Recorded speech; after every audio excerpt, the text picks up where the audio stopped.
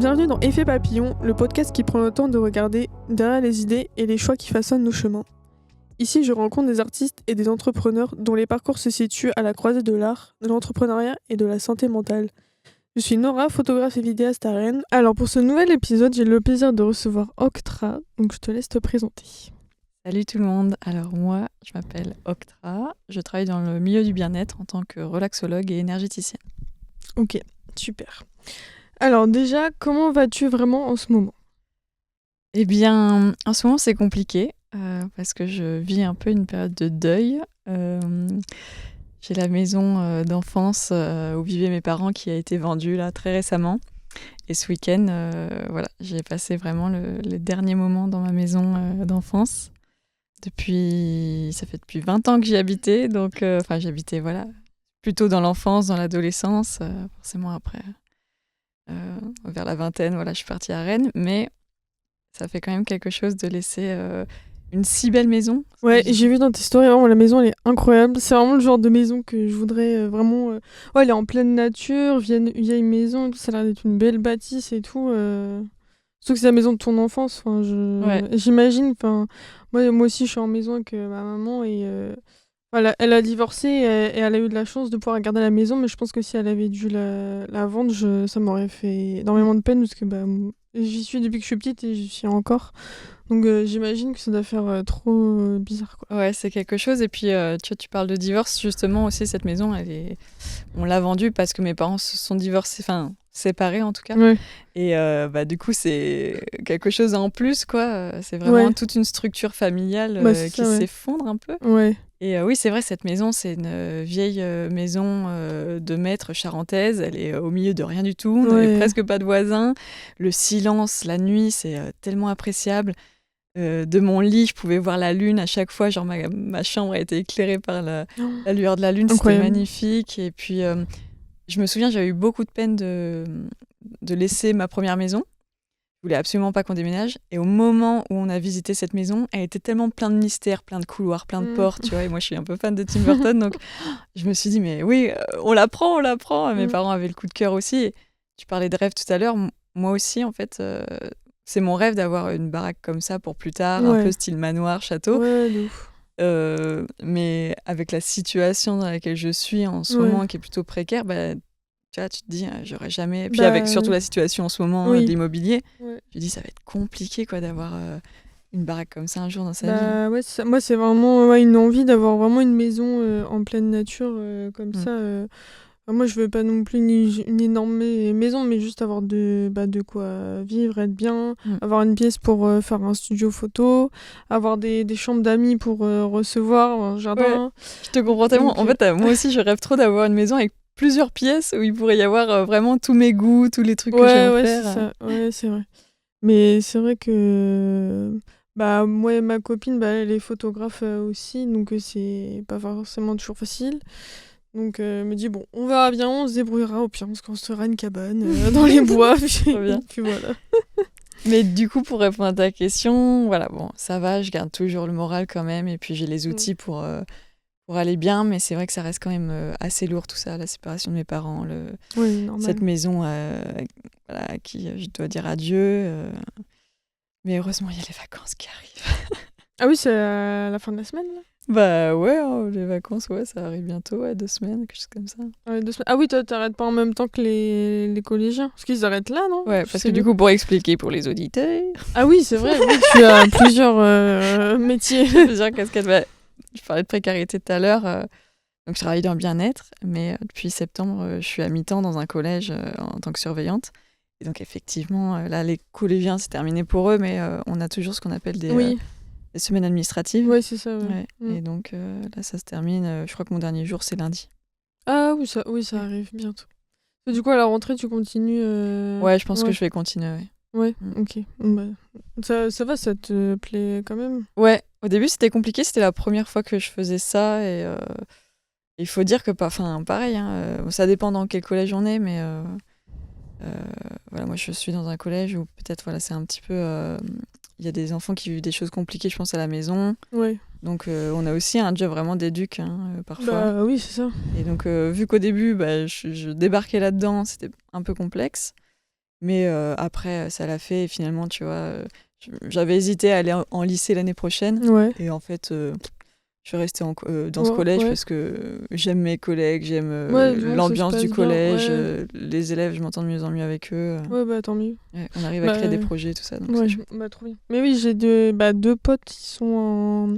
Bah, comme toi, ils sont pas au collège, ils sont en. Je crois qu'il y a maternelle et primaire. Mhm. Et puis c'est ça, enfin, il y a des enfants, bah, à l'école, ils peuvent être genre hyper ouais, violents et tout, mais c'est qu'à la maison, il se passe des choses bah, horribles. Donc c'est ça, faut essayer d'être l'entre-deux entre la maison et l'école, puis essayer de les aider aussi comme on peut, mais ouais, ça doit pas être facile, et surtout quand t'es hypersensible et hyper Ouais, empathique, genre je pense, moi ça me prendrait toute mon énergie, mais enfin, tu sais, t'as envie d'aider l'enfant, ouais. et faut essayer de trouver les... Ouais, parfois c'est terrible parce que tu vois, il y a des soucis, par exemple, au collège, notamment il peut y avoir des soucis, tu vois, d'ordre un peu, je vais pas dire les mots, mais tu vois, harcèlement Mm. sexuel ou choses comme ça. Et en fait, il y a les faits, ta colère et le Ouais. fait que bah, toi, t'aurais agi direct, tu vois, Mm. voilà. Ouais. Et puis les lois et les faits que bah, il faut avoir des preuves pour virer un élève, par exemple, juste comme Mm. ça. Ouais. Et du coup, ça se fait pas aussi facilement que ça. Bah ouais. Et parfois, ouais, pareil, en parlant d'empathie, voilà, t'es là, tu boues un peu de Bah l'intérieur, c'est ça, tu ouais. t'apportes ton soutien au mieux aux victimes, Mm. et puis voilà. Ouais, c'est ça. Non, ça doit être hyper rageant. Mm. Tu dis, tu sais qu'il se passe quelque chose, mais tu peux pas faire Mm. tout comme tu veux. Ouais. Ça doit être horrible. Si ta vie, ton parcours était une œuvre d'art, à quoi ça ressemblerait? Genre si t'avais, je sais pas, un appareil photo pour faire une photo, une toile pour faire de la peinture, ou ça, ouais, c'est tout art confondu. C'est pas forcément citer une œuvre d'art, mais si toi tu crées une œuvre d'art qui résumerait ton parcours de vie jusqu'ici, qu'est-ce que ce serait, les couleurs, les textures? Ouais. J'avais écouté tes podcasts et je m'étais déjà posé cette question et j'avais pas trop à trouver. Ah oui. Mais en soi, donc ça parle de mon parcours de vie en général, pas Ouais, forcément de mon métier. enfin, ouais, ta vie en Mhm. général, Ouais. tout thème confondu. Je pense que je suis assez à l'aise avec les maquettes. Je sais pas pourquoi. Je pense que ça Mm. serait une maquette un peu étrange, voilà, un peu burtonienne, qui me ressemble un peu dans le sens où, voilà, elle est un peu atypique, un peu bizarre, oïde. Et je verrais bien ça comme des couloirs avec des portes, enfin vraiment, voilà, avec des sas, parfois plusieurs portes et voilà, d'autres couloirs. Parce que ma vie, ça a été, et comme on symbolise souvent la vie, un chemin, des seuils à passer, qui sont plus ou moins longs, qui sont plus ou moins dans l'obscurité ou dans la clarté, qui montent ou qui descendent. Voilà, ça serait, tu vois, un truc un peu Mm. comme ça, Ok, je vois un bien. peu dans un Mm. monde à la Coraline, peut-être, tu vois, tu vois le couloir de J'ai la... jamais regardé Coraline parce que le personnage me terrifie. Ah, il faut que tu regardes, c'est... Et Ah tout le ouais. monde m'a dit que c'était terrifiant.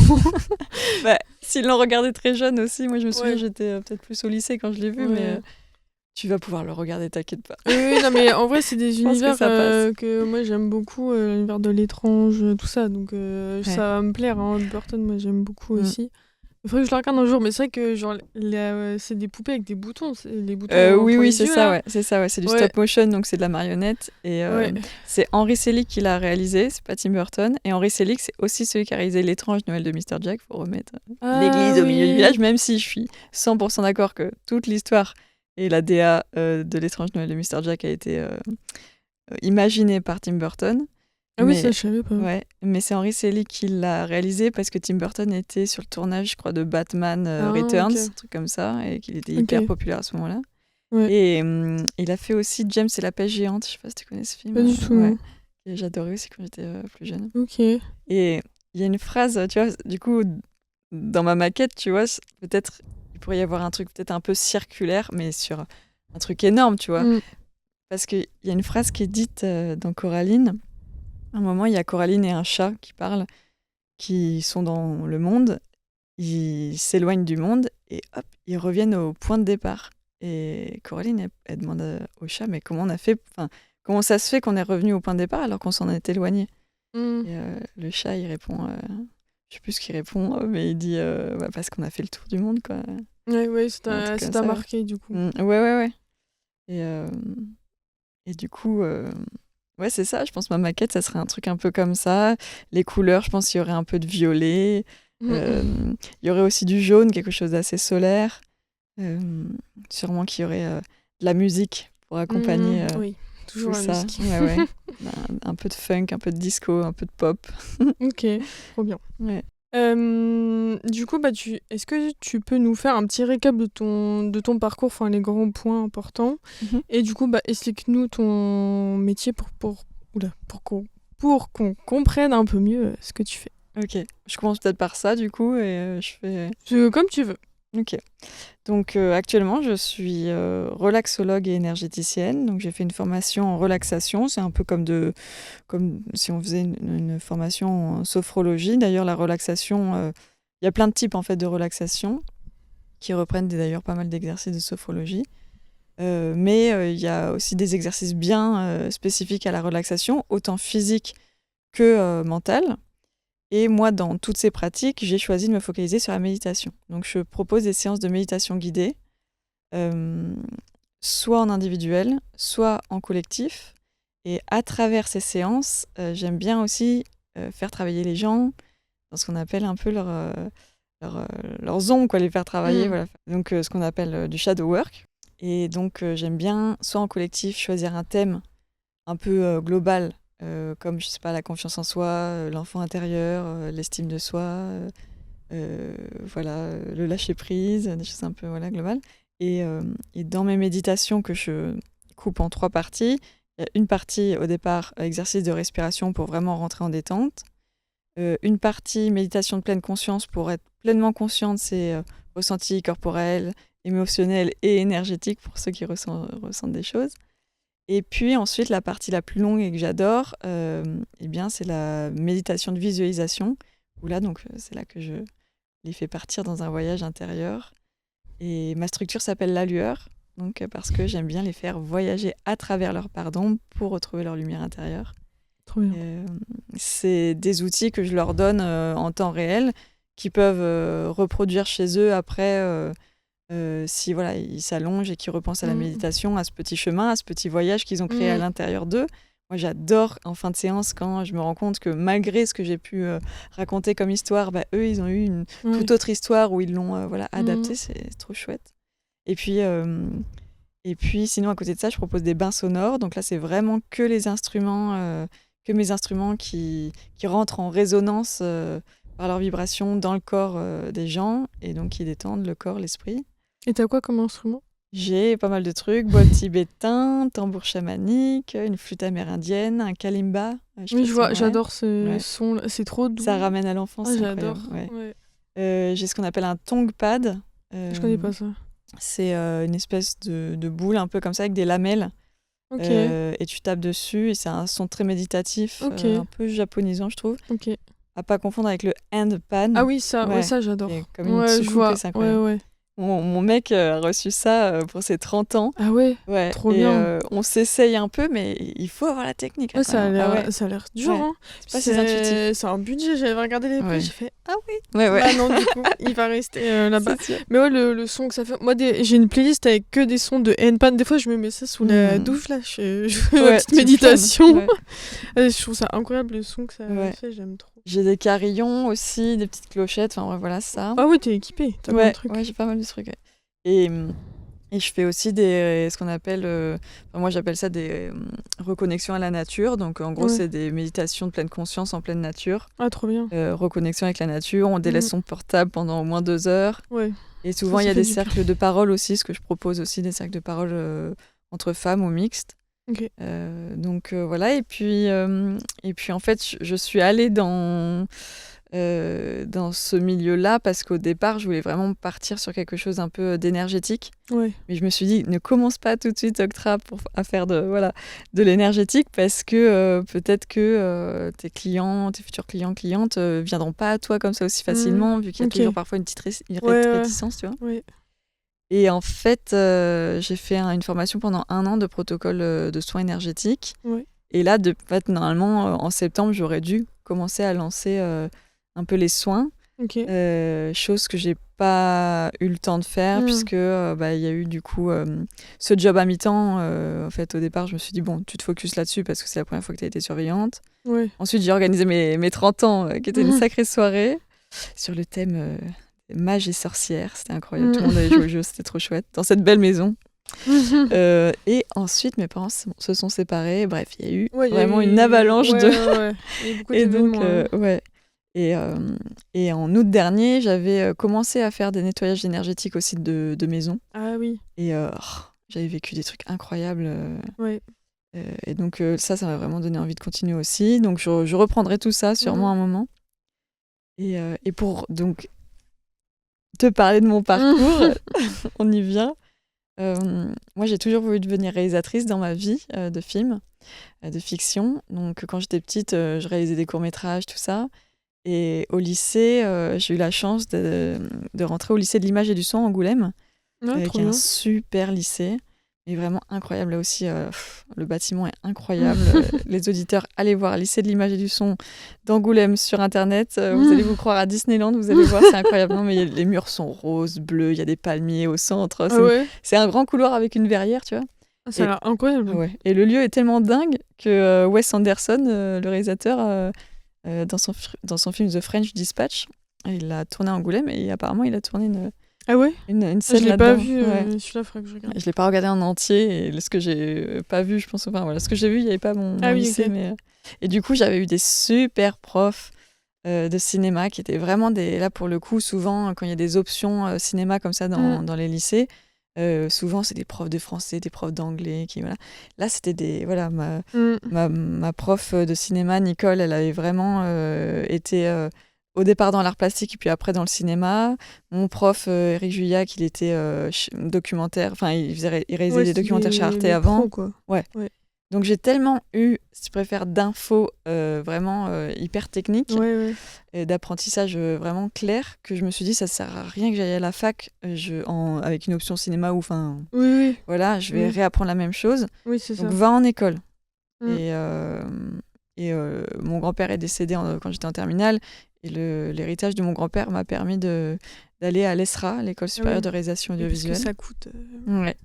C'est un petit prix. Voilà, un bras. Ouais. L'ESRA, c'est vrai que c'est souvent montré comme une machine à fric. Moi, je voulais pas aller à Paris non plus. Mon père non plus voulait pas me payer un loyer à Paris. Ouais. Donc là, il y avait cette école à Rennes. J'avais des amis à Rennes. Donc ça tombait bien. Voilà, on avait l'argent de l'héritage. Go. Et en fait, là où il y a beaucoup de gens qui critiquent l'ESRA, moi, franchement, j'ai aimé. Parce que moi, j'en ai entendu vraiment que du mal, quasiment. Ah bah, non, mais... Et sache que dans ma promo, on était 65, et en fait, il y en a beaucoup aussi qui, j'entends dire, ça n'a servi à rien, mais il y en a d'autres que j'entends qui me disent voilà, que c'était important pour eux. Ouais, en fait, ça dépend.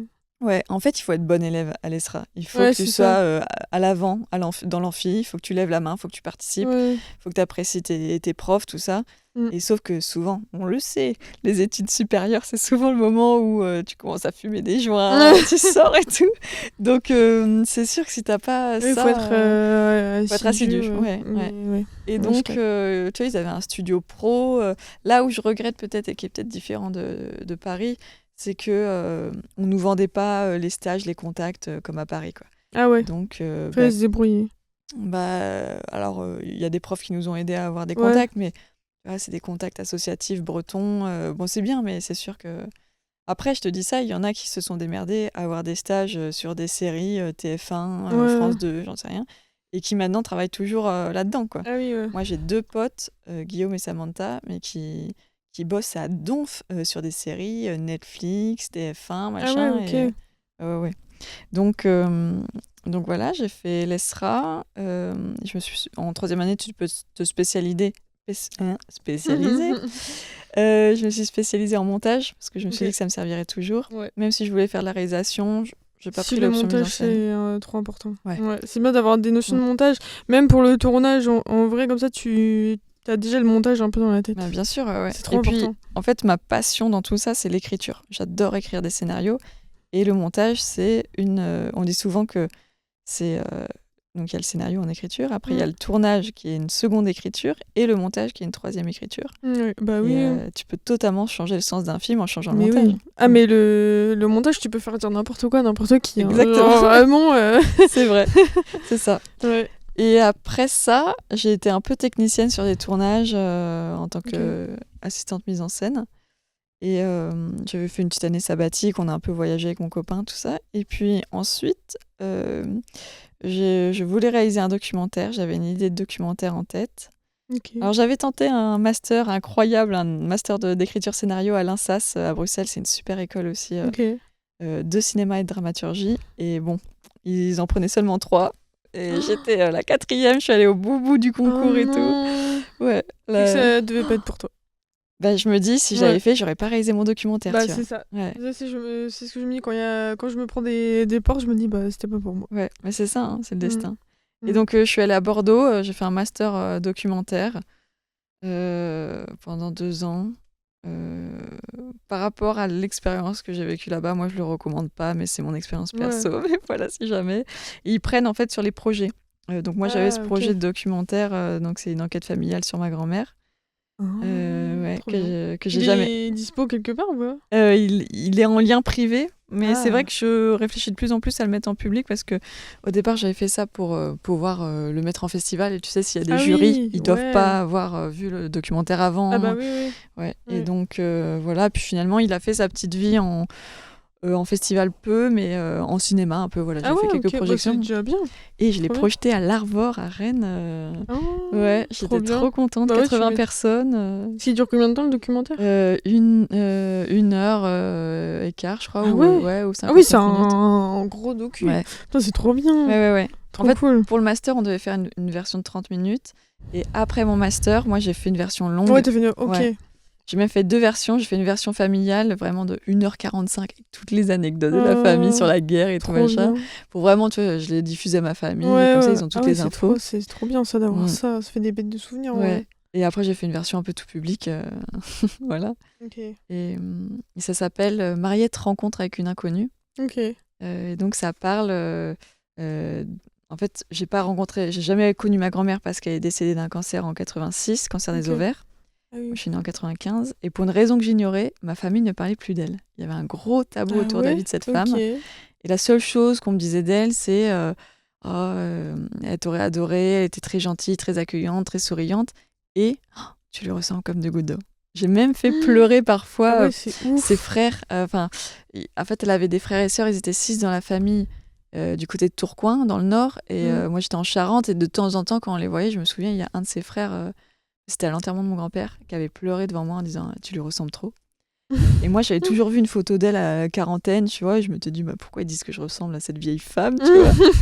Et en fait, un jour, j'ai vu une photo d'elle à 16-17 ans, c'était à peu près mon âge. Je vais te montrer, tiens. Ah ouais, je suis grave curieuse de voir. C'est dingue, c'est un saut dans le temps, tu vois, un saut de génération, et c'est hyper fantomatique. Alors comme si vous étiez des sœurs jumelles, quoi. Ah bah, des clones, hein, tu vois. Des clones. Ah non, mais c'est fou. Montrer, hein. Parce que en fait, du coup, ce documentaire, je suis partie sur les traces de sa vie à travers des témoignages de gens qui l'ont connue.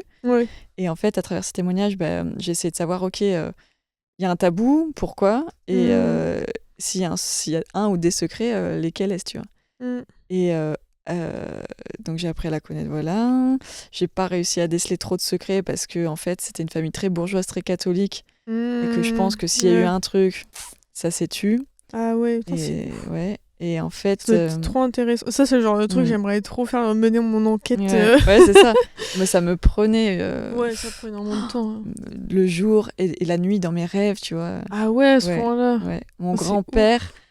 Attends, je finis juste sur le documentaire et du coup en fait mon grand-père est décédé en 2013 et à sa mort j'ai retrouvé une vingtaine de pellicules 8 mm, donc c'était avant le Super 8 qui datait de 1958 à le milieu des années 70, tu vois.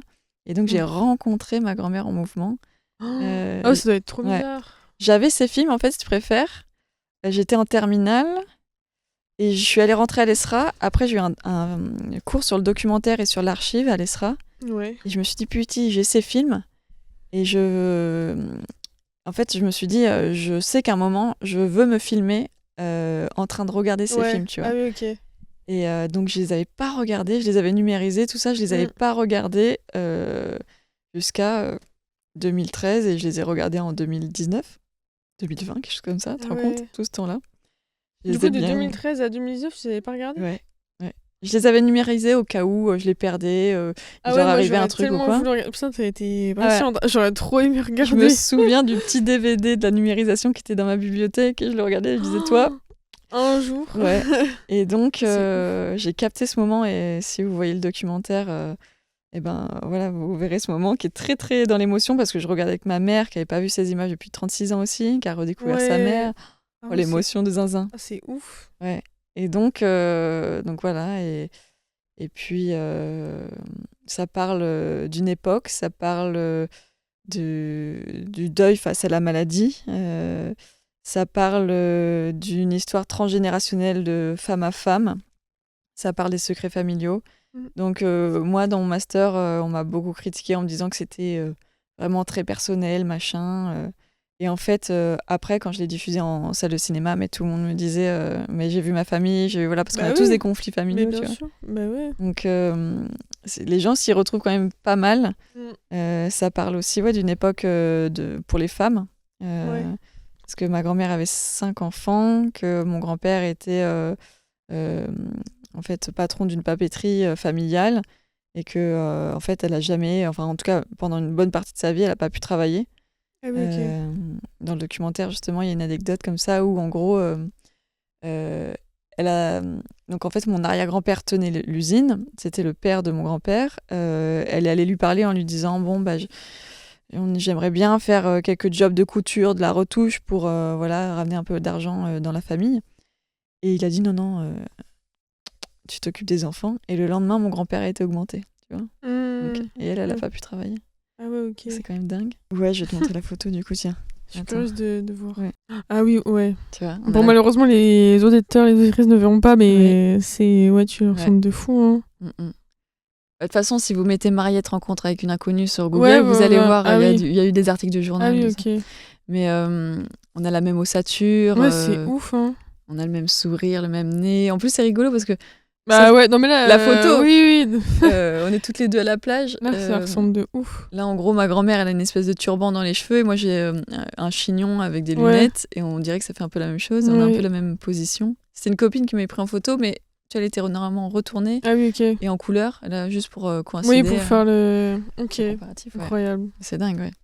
Et il n'y a pas que sur cette photo. Après, dans les films, je me suis rendu compte, en fait, la façon de sourire, la façon dont elle marche. Ça, c'est trop perturbant, ouais, de voir quelqu'un que tu n'as pas connu qui est genre comme toi. Ouais. En fait, t'as l'impression de te voir dans une autre époque. Ah ouais, c'était trop bizarre. Ouais. Ah bah, je le dis à un moment dans ce moment de projection, je dis c'est trop bizarre. Bah ouais, de ouf. Ouais.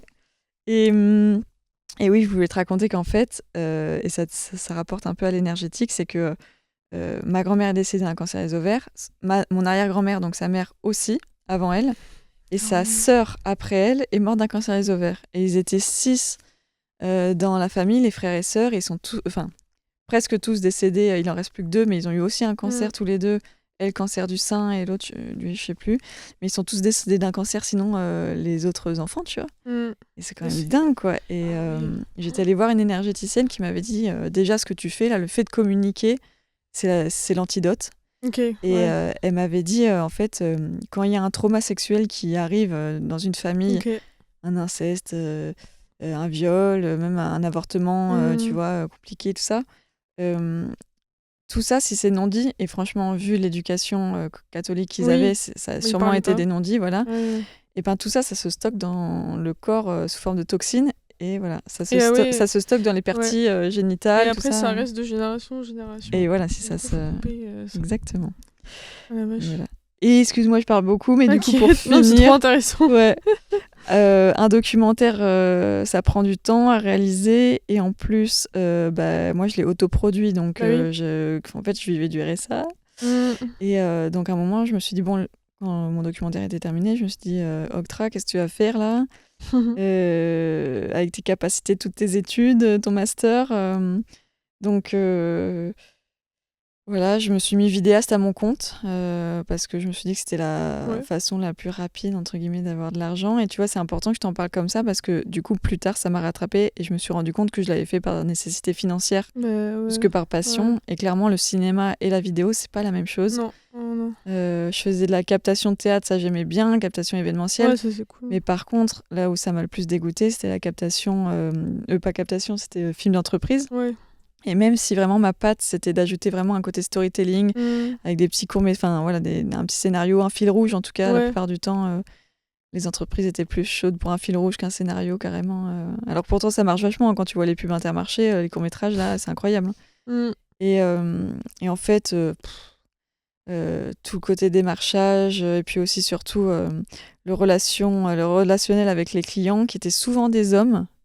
Ah Je ouais. peux pas dire, mais voilà, qui en fait me manipulaient pour baisser mes prix, tout Ah ça. ouais. Oui, Toi, alors t'as eu que, des mauvaises expériences, putain la vache. bah, tu sais, en plus, moi, on m'avait dit, en tant qu'auto-entrepreneur, il faut vraiment que tu te fixes, que tu sois droit dans tes bottes sur tes prix et tout ça. Mm. Et vu que j'avais commencé un peu dans le luxe, parce que donc, je suis charentaise, j'ai grandi à Cognac, donc j'ai Ouais. commencé à faire des vidéos pour des maîtres de chez Cognacé, donc vu que c'est un produit un peu luxe, le Ah cognac, oui. tu vois. Donc après, j'ai travaillé pour des joailliers, des horlogers, tout ça.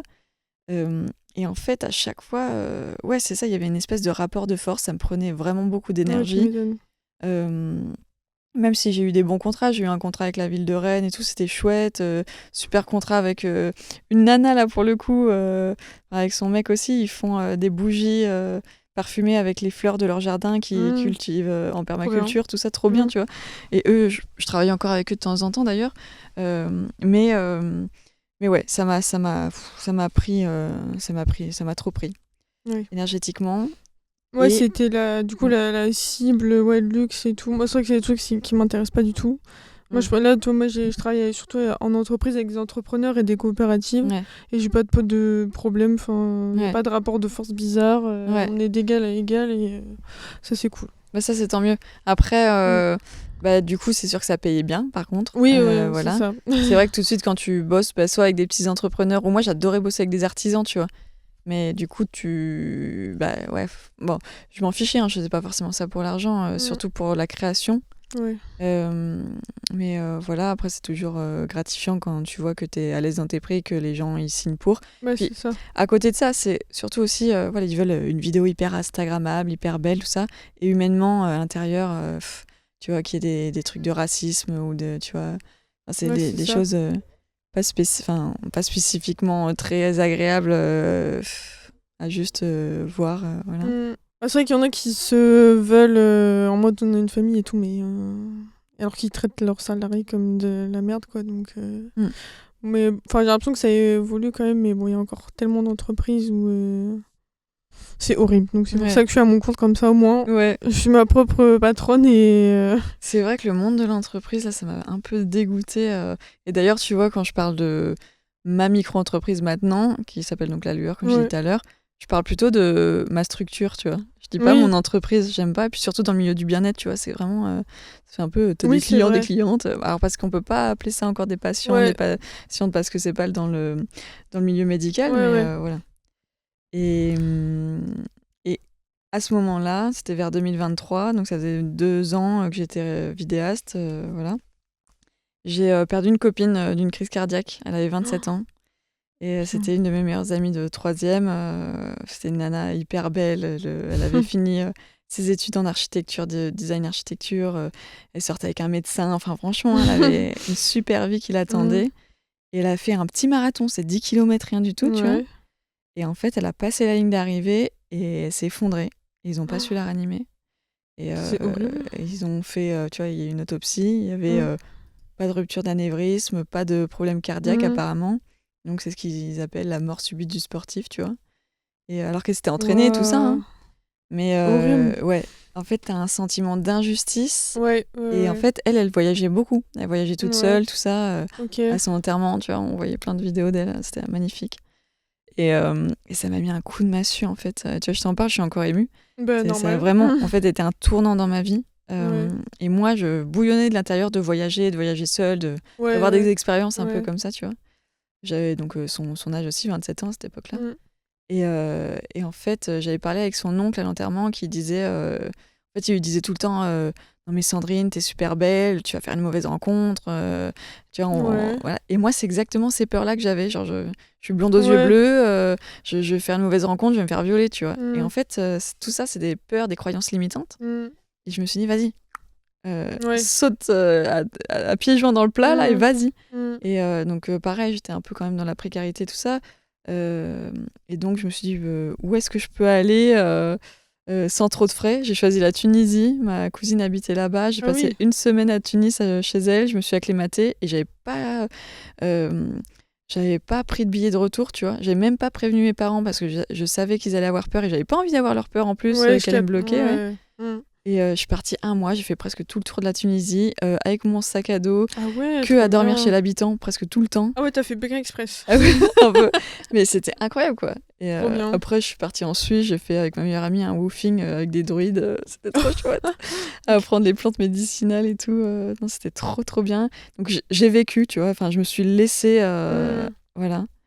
Et, euh, et là, je me suis dit, plus de temps de stresser au boulot ou de faire un truc qui te convient pas. En fait, tu peux mourir à tout moment, regarde. Bah ouais. Ah oui, quand Vraiment. tu subis ça de près, ouais, tu te dis, tu revois ta manière de penser Ah ouais. après. Ça a totalement chamboulé le sens de la vie. Bah Et de ouais, la tu mort m'étonnes. aussi. Bah Et ouais. la mort aussi. Ouais, tu Mais, ouais. m'étonnes. Et du coup, en fait, je me suis dit, qu'est-ce que t'aimes faire? C'est là que tu parles un peu à ton enfant intérieur. Qu'est-ce que ton Mm. enfant il aimait faire quand il était plus jeune? Il aimait courir dans la nature, parler aux arbres, se prendre pour une sorcière et avoir l'impression que c'était toi qui faisais jaillir le vent, tu vois. Donc, tout ce côté un peu énergétique. Puis, j'ai toujours ressenti des choses depuis Ouais. gamine. Ok. Et à peu près vers 2015, je m'étais vraiment intéressée à tout ça. Il n'y avait pas encore tous les bouquins qu'il y a maintenant Mm. sur l'ésotérisme, tout ça. Et puis en fait, du coup, je m'étais déjà un peu documentée sur tout ça. Et mes copains qui m'appelaient la sorcière. Mais je suis une sorcière, hein, je l'assume. Bah oui, c'est bien. Ouais, ouais. Et donc, bah ouais. En fait, c'était assez évident de me dire, Ouais. tourne-toi vers l'énergétique, on va y aller soft, la relaxation. Et donc voilà, la boucle est bouclée. Mm. Vous savez, tout à l'heure, je vous ai expliqué. Parce que du coup, le déclic qui t'a fait changer de voix, du coup, c'est lié au décès de ton ami ou c'est, enfin peut-être ou c'est plusieurs choses. Ouais, c'est un amas de tout ça, mais c'est Ouais, sûr que la mort de Sandrine, ça a été le déclic. ouais. C'est arrivé en novembre, 2 jours avant mon anniversaire en plus. Et, Ah ouais. et en fait, j'avais encore des projets. Et j'ai dit, bon, je l'ai fini jusqu'à décembre, là. Ouais. J'avais du coup le projet avec la ville de Rennes en juillet l'année d'après. Ah oui. Mais là, en gros, j'ai fini jusqu'à décembre les projets que j'avais à faire. Et Mm. après, janvier, février, c'était pause, quoi. Mm. Pause, Bah ouais, voilà. ouais, tu m'étonnes. Et je suis partie en mars en Tunisie, Ok. en avril ou en mai en Suisse. Et déjà en Suisse, là, c'était bon, j'avais vraiment réfléchi à la lueur. Mm. Et j'avais fait appel justement à une graphiste, parce que autant pour Troisième Œil, c'était mon entreprise de Ah oui. vidéaste. J'avais tout fait moi-même sur la com, tout ça. Autant Mm. là, je me suis dit, j'ai envie de faire participer des jeunes entrepreneuses ou entrepreneurs. Ouais. Et donc, j'avais rencontré une nana qui faisait du Ok. design graphique. Trop bien. C'est elle qui a fait toute Ah oui, ok. ma DA, Trop mes bien. posts Instagram. Comment tu prends soin de ta santé mentale? J'ai été pendant longtemps, je pense, dans une grosse phase noire, Ok. où tous les jours, je pensais à la mort, à ma propre mort. Enfin, c'est assez lourd. Et puis après, t'as les blessures voilà, du passé, tout ça qui reste, le sac à dos qui se remplit là, petit à petit. Mm. Et à un moment, c'était trop. Ça faisait longtemps que je voulais me faire aider de façon psychiatrique, tu vois, voilà. Ouais. Et pareil, encore dans la précarité, avoir un Bah, c'est psychologue, ça. c'est pas facile. Ouais. Donc j'ai trouvé une psychiatre, psychanalyste là sur Rennes qui, en fait, elle m'a été recommandée par ma meilleure amie Ok. qui était partie à Nantes et donc c'était plus sa psy, mais elle m'a dit, Mm.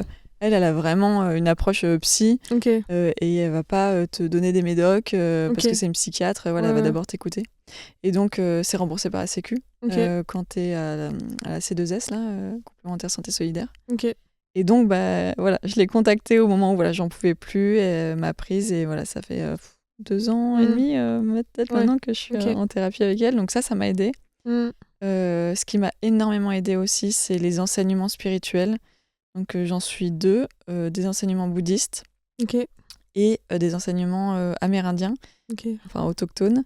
Et ça, je les ai suivis grâce à une formation que j'ai faite sur Internet en 6 mois. Alors, c'est pas une formation, c'était plus un partage de connaissances Ouais, ok. d'un homme qui s'appelle Dominic Rankin. Ça, Ok. c'est son nom donné par les colons, mais sinon, il s'appelle Capiteotec. Ça veut Ok. dire l'enfant qu'on entend crier au loin, je crois. Et lui, il vient d'une tribu qui s'appelle les Anishinaabe, qui veut dire être vivant. Et donc lui, il est québécois, tu vois, enfin il habite au Québec, au Ouais. Canada, mais voilà, il parle anglais, il parle français, il parle sa langue, donc tu vois, c'est un peu comme Maître Yoda, il place un peu des mots, parfois pas toujours Ouais. dans le bon ordre, mais c'est tellement sensé, et c'est tellement profond ce qu'il Ouais, raconte. ok. Et il fait son partage de connaissances avec sa femme, Ok. Marie-Josée Tardif, et qui complète parfaitement son mari, Ok. qui est d'une douceur incroyable. Et donc, avec eux, je me suis créé une famille aussi. En commençant la formation, on se crée un cercle de parole D'accord. avec des femmes, tu vois. Enfin, moi, en tout cas, mon Mm. cercle de parole, il était qu'avec des femmes. Et voilà, tu te crées, enfin voilà, et ça aide. Toutes les 2 semaines, on se fait une visio, Ah, trop on bien. parle. Ah ouais, c'est cool. Et puis voilà, il y a des phrases comme ça qui me sont restées, et vraiment des apprentissages qui m'ont permis de sortir la tête de l'eau et de maintenir, si tu préfères, une espèce de... Enfin, que mon bonheur, il soit stabilisé, tu vois, émotionnellement. Ouais, je vois. Ouais. Là où c'était tout le temps en dents de Ouais. scie, ouais. Oui, je vois bien. Et bien évidemment que parfois, tu as des moments de Oui. down. D'ailleurs, mon premier moment de down, ça faisait tellement longtemps que je l'avais pas eu, qu'il était hyper brutal, Ouais. Oui, je vois. parce que ça faisait hyper longtemps, Bah ouais, quoi. c'est ça. Mm. Donc voilà, et donc comment je prends soin de ma santé mentale, beaucoup de méditation.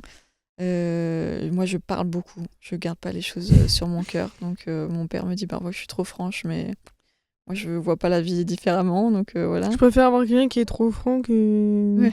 Un qui soit menteur, un pas honnête. hypocrite, c'est Ouais, sûr. genre, parfois, faut genre dire Ouais. les choses et des fois, ça peut faire mal, mais Ouais.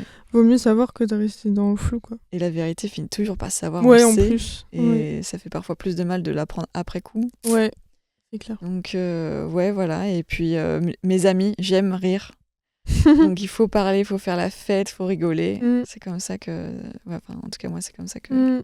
Parce que aussi avec ces décès, parce que Sandrine, ça a été la première, mais j'ai eu d'autres amis qui sont décédés. Ah ouais. Mathis, qui était un ami de primaire, qui est malheureusement décédé dans le crash de Rafale qui s'est produit en août 2015. Là, il y a 2 Rafales français qui revenaient d'une mission Ok. en Allemagne, et en fait, ils ont voulu faire un exercice, et Mathis, qui était l'élève et son instructeur, en fait, voilà, ils étaient 2 Rafales, et donc ils sont rentrés en collision avec l'autre Rafale. Je crois que leur collègue a réussi à s'éjecter, mais eux, ils ont explosé, quoi, en vol. Donc c'est horrible, en plus. Horrible. Et pareil, lui, je l'avais vu en juillet. Ok. Il me présente à sa future femme, fiancée. Il allait avoir sa maison, Oh machin. là là. Un beau gosse aussi. Enfin, tu te dis... Non, mais tu vois, je veux dire, Ouais. c'est des vies, putain, c'est injuste, quoi. Tu te dis, mais Ouais, de pourquoi ouf. eux, quoi. Ouais. Et donc, il y a eu ça. Voilà. J'ai eu un ami qui est décédé d'un cancer du pancréas. Bon, c'était un vieux pote, il avait 70, dans la 70aine. On était très, très proches. C'était comme un père spirituel. Et là, C'est pas celui avec l'histoire de l'oiseau, là. Christian, ah, ouais. oui. Ouais, Oui, ouais. c'est lui. Si Ok. vous allez sur mon Instagram, la lueur Oui. soin, vous pouvez trouver un réel dans mes réels, où du coup, effectivement, qui Oui. est très, très dans l'émotion, et qui a fait le buzz, Oui. malgré lui. Et parfois, je dis merci Christian. Mais ouais, c'est... là, pour le coup, Christian, vu qu'on a vu le truc venir, vraiment, j'ai Ouais. pas de regrets, parce tu que t'étais j'ai... préparé. Ouais, et puis je suis vraiment... tous les moments que je pouvais passer avec lui, je les ai passés avec lui. Ouais. Et oui, je disais ça, pardon, parce que il faut tellement profiter de ses amis. Voilà, c'est ça. Oui. Voilà, c'est pour ça. Oui, c'est vrai. On en vient Bah, là. surtout avec ce que t'as vécu, je pense que Ah ouais. tu te dis, bon, faut profiter de chaque Chaque instant. instant, ouais. Maintenant, je prends beaucoup de photos aussi quand je vois des amis. Ouais, moi aussi. Parce que tu vois, quand finalement, avec Sandrine, je me suis dit, bah, les seules photos qui me restaient, c'était au collège, tu vois. Et quelques-unes quand on se revoyait. Voilà, mais il y a plein de moments où on s'est vu, où on n'a pas pris de photos. Ouais, et des belles photos, tu vois, genre pas juste prises au téléphone, mais genre faire Aussi, des ouais. belles photos. T'as raison, ouais. Il y a Ça, c'est important aussi.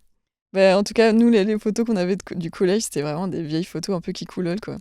Donc, Oui, mais je bon, c'est ressors drôle. ça. En Oui, fait, c'est c'est drôle, ouais, drôle. c'est drôle, c'est sûr. C'est drôle d'avoir des photos comme ça. Ouais. Quels sont tes projets ou envies futures? Donc, comme je l'ai dit tout à l'heure, mon projet de développer un peu le côté énergétique, Mm. là, c'est vraiment. J'adorerais. Parce que vraiment, bah, voilà, je suis rentrée Bah dans le oui. bien-être pour ça. Il faudrait que ça Là, ça s'accomplisse. fait combien de temps du coup? Bah, ça fait 2 ans que la 2 lueur, elle ans, existe, ok. je crois. Donc, bientôt 3, je crois.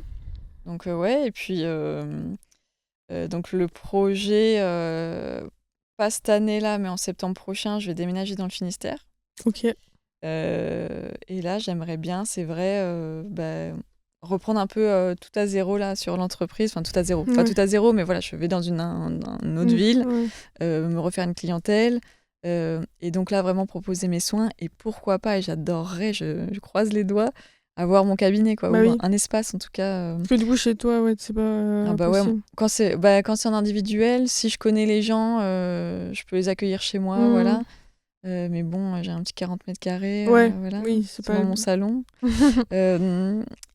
Ou du coup, sinon, je vais chez eux quand c'est Ouais, ah oui. individuel, ouais. Ou je peux louer un espace de coworking bien-être, là, il y a ça, Ah oui, des ok. petits cabinets comme ça à Ouais. Rennes qui se louent. Mais c'est sûr que ouais, j'aimerais bien même, tu sais, je sais pas, avoir une possibilité avec la ville où je serai, d'avoir un local. Bah ouais, c'est ça, ouais, des fois, il y a ça. Ils Mm, mettent à la mairie, mais à c'est dispo ça. des salles et tout. Ouais, j'adorerais. Donc, ouais, faire ça. Et j'hésite aussi peut-être à me former dans les massages énergétiques. Donc, Ok. massages détente, mais qui ont quand même une résonance Mm. émotionnelle, Ok. tout ça. Donc, voilà, ça, c'est des projets. Voilà. J'aimerais bien aussi repartir en voyage un peu. Bah oui. Tu m'étonnes. Et voilà, c'est ça les projets. Ok, bah trop bien. Du coup, dernière question. C'est la dernière question que je pose à chaque fois, c'est par rapport au nom du podcast, du coup, Effet Papillon. Est-ce qu'il y a un jour quelque chose que t'as fait d'une manière totalement anodine ou quelque chose que t'as mis en place, du coup, qui a eu de bonnes répercussions par la suite? Ah bah oui, je pense. Je peux donner des exemples. Ouais, bah ouais, c'est pour ça, ouais, des exemples. Ouais, je pense que, tu vois, personnellement, parfois, ça m'est déjà arrivé d'aider des gens dans la rue, tu vois, et que là, ils te le rendent, mais d'une façon adorable, tu vois. Je me souviens à Cognac, il y avait une dame, elle avait perdu son mari, elle perdait un peu la tête, je crois. Et elle savait plus si elle avait laissé sa carte de crédit dans le, tu sais, dans Ah le ouais! distributeur et tout. Elle était totalement en panique, Ah machin, je merde! l'avais aidée, voilà. Et puis, on avait parlé un peu parce qu'elle était totalement en désarroi. Et après, elle m'avait dit, Octra, oh, vous êtes un ange, je vous jure, vous êtes un ange tombé du ciel, je me souviens de vous, vous m'avez fait tellement de bien. Un jour, à une séance de relaxation aussi, il y a un papa qui est venu avec sa fille qui était autiste. Et, et en fait, je pense que ça lui a fait beaucoup de bien. Bon, déjà, elle l'a dit, hein, voilà. Et c'est surtout que le lendemain, sa mère m'a dit, normalement, tous les matins, elle se lève en criant Ah ouais! à 7h du matin. Et là, elle a fait une nuit complète sans crier. Elle s'est levée, enfin, elle s'est réveillée comme une fleur à 10h, quoi. Ah ouais, Donc non, là, c'est tu vois, ouf! c'est Ouais, ouais, ouais. ouais, ouais. Donc, comme quoi, la relaxation, hein, pensez-y. Et puis, c'est autre chose aussi de faire de la méditation avec les gens. Il y a une réelle énergie qui est Oui. transmise. Ouais. Moi, en plus, j'œuvre pour ça pendant mes Ouais. séances. Hein. C'est pas juste je parle et puis hop, ça passe. Ouais. Je suis avec vous, vraiment connectée à vous. Mm. Et c'est différent que d'écouter un podcast Ah de oui. méditation Ouais. dans son lit, quoi. Ah bah oui, bien sûr. Ouais. Et Mm. autre chose, bah là, tu vois, tout récemment, j'ai organisé le bal des 3e dans mon collège. Ils étaient hyper contents. Et je pense que, tu vois, si on l'avait pas organisé, ça aurait été un événement qu'ils n'auraient pas eu. Bah ouais, c'est ça. Et des adieux qu'ils n'auraient pas Ouais, c'est eu. ça. Ouais. Ouais. Donc, vraiment, ouais, je pense que ouais, on fait plein de petites actions comme ça. Mm. Je pense qu'en tant que surveillant, là, mes collègues me le disent souvent. Moi, je le ressens pas trop, mais c'est sûr qu'ils doivent avoir raison. Mais en tant que surveillant, on doit avoir un impact dans la vie de ces jeunes quand même. Oui, bah c'est sûr. Ouais, Hein. ouais. Comment on leur parle, l'autorité qu'on a aussi finalement au collège et qu'ils ont peut-être moins à la maison. Oui. Donc, Ok. Bah écoute, pour finir, tu peux dire où est-ce qu'on peut te retrouver et s'il y a quelque chose que tu veux partager, que tu as envie de dire, Ouais. tu peux dire ce que tu veux, c'est libre. Et moi, je peux te poser la question. Et toi, Nora, Ah ouais. mais peut-être que tu en as déjà parlé dans tes anciens podcasts. Qu'est-ce que tu as fait comme effet papillon Comme effet papillon, En fait, je pense qu'il y a plein de choses. Ah si, non, il y en a un qui est vraiment énorme, c'est la rencontre avec ma copine. Parce que je crois que non, je l'ai jamais raconté. En fait, du coup, avec mon amie Audrey, qui est passée sur le podcast aussi, on a fait une demande de bourse Frige à la ville de Rennes. Donc, c'est Fonds régional, le I, je sais plus c'est quoi, jeunesse, c'est pour des projets. Du coup, on a eu une bourse. Et la remise de bourse, c'était du coup en décembre dernier. Et du coup, j'étais là avec ma meilleure amie Anis, parce que Audrey n'avait pas pu venir.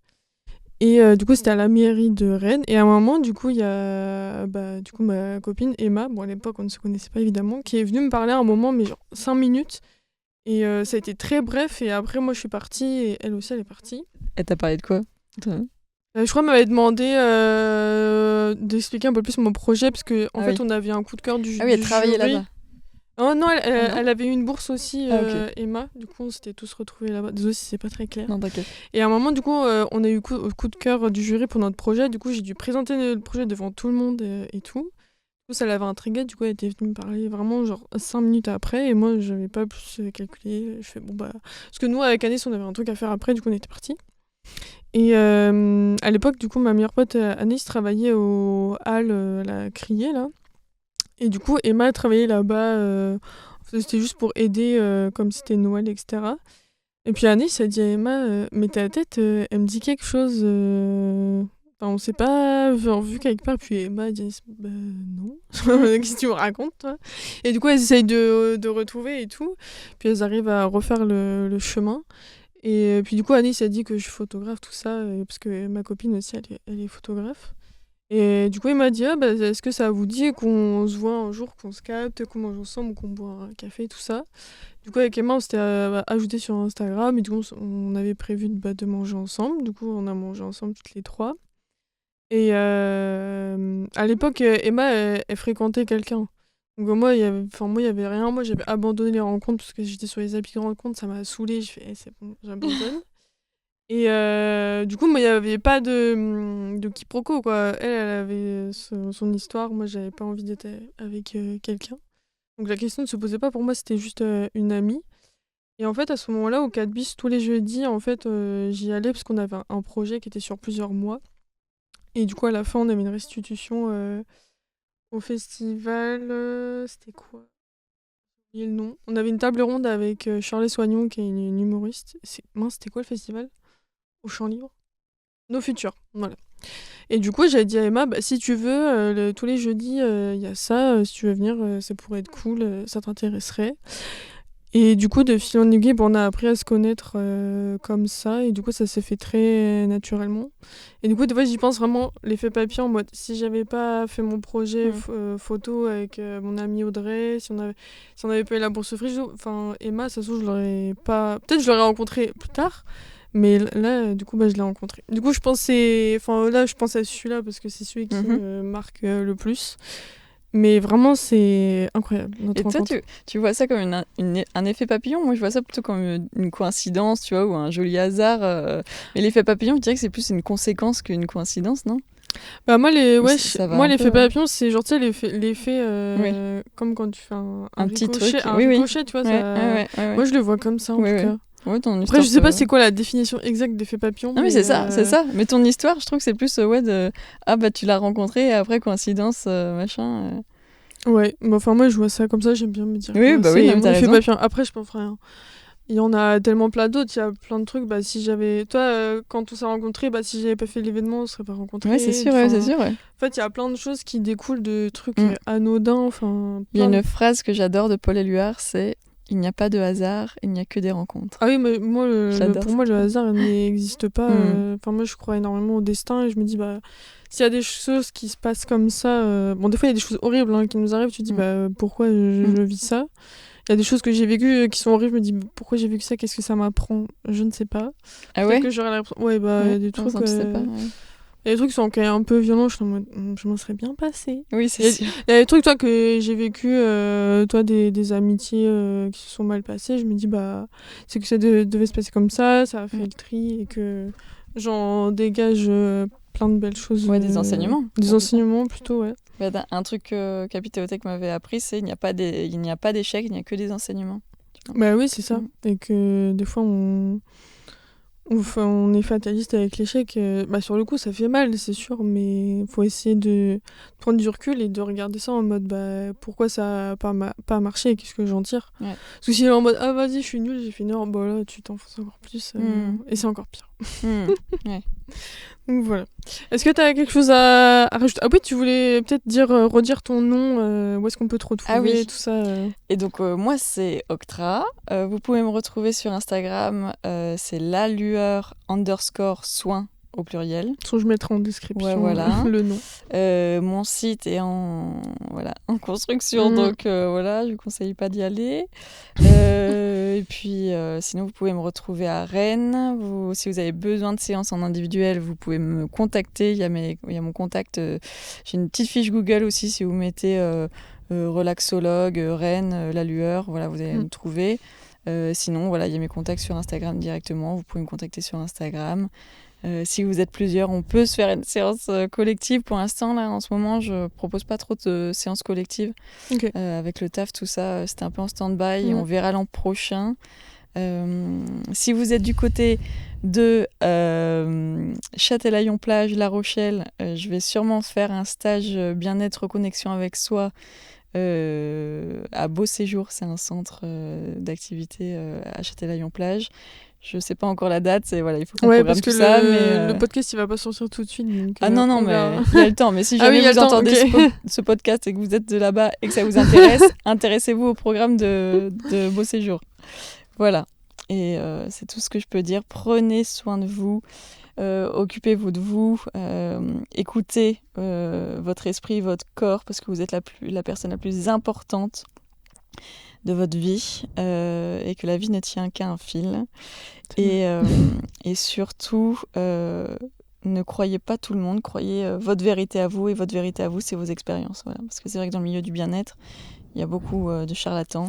Oui. Et que moi, je dis souvent que je n'ai absolument pas la vérité absolue, que les conseils que je peux donner, même ce que je vous dis là remettez-le en question. Mais il faut faire attention aux gens qui pensent savoir tout mieux que tout le monde. Et moi, je dis tout le temps, j'ai pas une vérité à vous apporter. Il n'y a pas une seule vérité vraie. Et écoutez-vous, expérimentez, et c'est ça la seule vérité.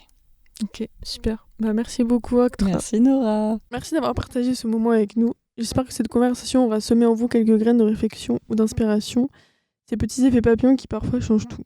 Si cet épisode vous a touché, je vous invite à le partager autour de vous, à laisser un mot. Prenez soin de vous. On se retrouve très bientôt pour un nouvel épisode, une nouvelle rencontre dans Effets papillons. À très vite.